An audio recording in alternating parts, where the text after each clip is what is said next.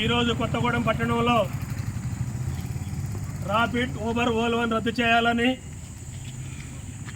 భద్రాద్రి కొత్తగూడెం జిల్లా ఆటో డ్రైవర్ల ఆధ్వర్యంలో పెద్ద ఎత్తున పోస్ట్ ఆఫీస్ దగ్గర నుంచి కూడా ఆర్టీఓ ఆఫీస్ వరకు ప్రదర్శన నిర్వహించిన జిల్లా నాయకత్వానికి, వివిధ అడ్డల ప్రెసిడెంట్లకి, సెక్రటరీలకి, హాజరైన ఆటో మిత్రులందరూ కూడా తెలంగాణ రాష్ట్ర ఆటో వర్కర్స్ యూనియన్ రాష్ట్ర సమితి పక్షాన మీ అందరికీ ధన్యవాదాలు తెలియజేస్తూ ఉన్నాం.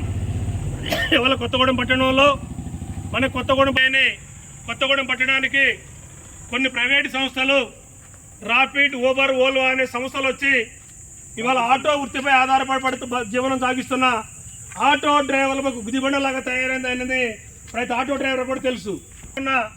ఈ కొత్తగూడెం పట్టణంలో రాపిడ్ ఓల్వోని తక్షణమే నిషేధించాలని భద్రాద్రి కొత్తగూడెం జిల్లా ఏఐటీసీ ఆధ్వర్యంలో ఇవాళ ఆటో కార్మికులు ధర్నా నిర్వహిస్తూ ఉన్నారు.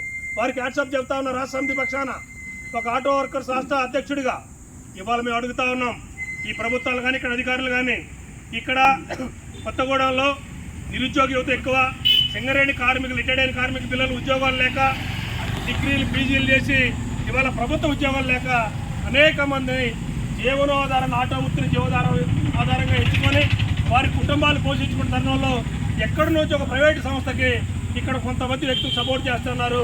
అది కరెక్ట్ నిర్ణయం కాదని కూడా ఏఐటీసీ భద్రాద్రి కొత్తగూడెం జిల్లా మా ఆటో మిత్రుల పక్షాన మేము డిమాండ్ చేస్తూ ఉన్నాం.